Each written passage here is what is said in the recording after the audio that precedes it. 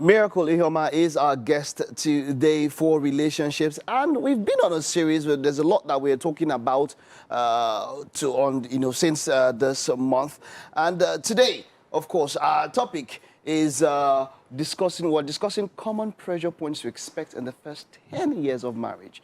There's a lot that's been happening. Miracle, it's great to have you. You're welcome. Thank you very much. So let's do a quick recap of what we've been talking about so far. You've been here, what, two times now? Two times now. So this is your third, episode. What have we spoken about in the past 2 episodes? Yes, so the first episode we talked about first year couples and the challenges that come with it. Okay. And one of the things we spoke about, which was a high point of that discussion, was a lack of preparation for a lot of people. Of course, their first time being married, so a lot of things are new to them. New to them, yeah. Yes. So and a lot of people are not prepared for it. Very true. Yeah. Very and true. It poses challenges, for them. Okay. Yes. And the second episode we talked about the first 5 years. 5 years. Okay. Yes. And we spoke about pressure points like in-laws, like expecting a baby or having children or a lack thereof, and things like that, and handling all of those challenges. Right. Yes. And so we're moving further. We're adding another 5 years to it, and 10 years. That is quite something. For you to be married 10 years, you've really seen quite some things, Yes. So these people, we could say they have a little bit of experience, right? Yes. So what are these? More than a little bit, quite some experience. Yeah. What are the kind of pressure points that we could see in, when you get to that particular stage of marriage? Yes. A major one would be the tendency for complacency. Man, that happens even when it's not to 10. I understand. Exactly. So you've been married for a long time, so you feel like, okay, we're married. Yeah. So for a lot of couples, they stop doing what they were doing in the initial stage of the marriage. We're almost like brothers and sisters in the house, so see finish, don't enter, that kind of a thing. So that can really pose, because that can begin to make a lot of what we call love dwindle. Right, because there's love, there's the act of love, there's the feelings of love.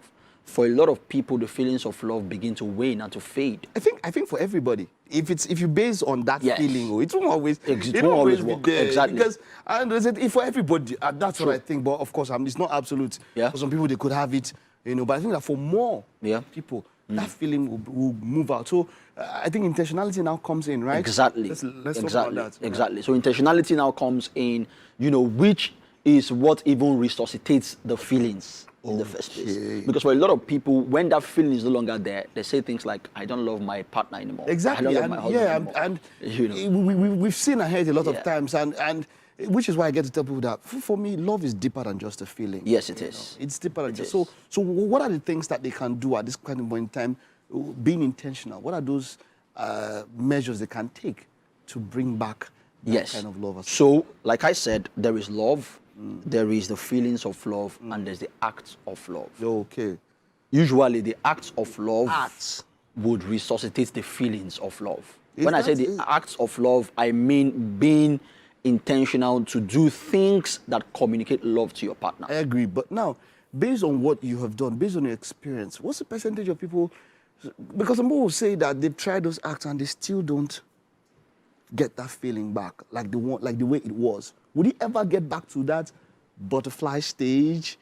Can he ever get back to that first kind of stage? Really? Can he ever get back to that Of course. stage? We've seen people who have been married for as long as 25 years or even more, who still have that They butterfly. say they have. Do they really have? Well, I wouldn't know.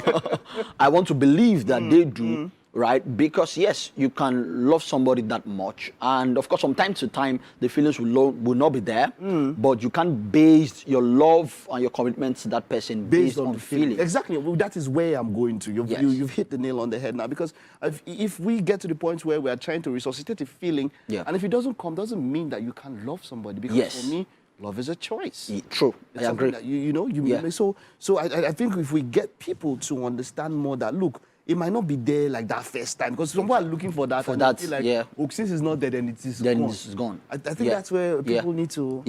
So just like you said, love is not a feeling, and it's something that we need to, ring in the ears and heads of a lot of people. Love is not a feeling. Love is a decision to make a commitment towards another person without expecting anything in return. So love is not symbiotic.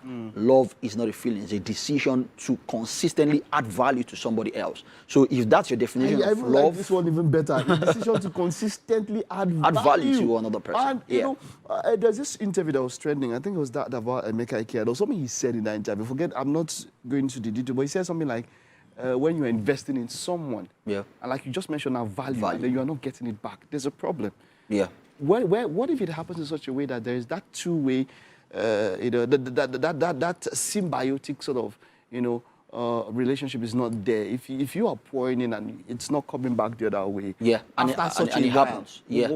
How do you deal with that? Yeah, and it happens really, just like you've mentioned. And I tell people that love is not equal to a relationship, or love is not equal to marriage. What that means is that the fact that I love you does not mean I should be married to you.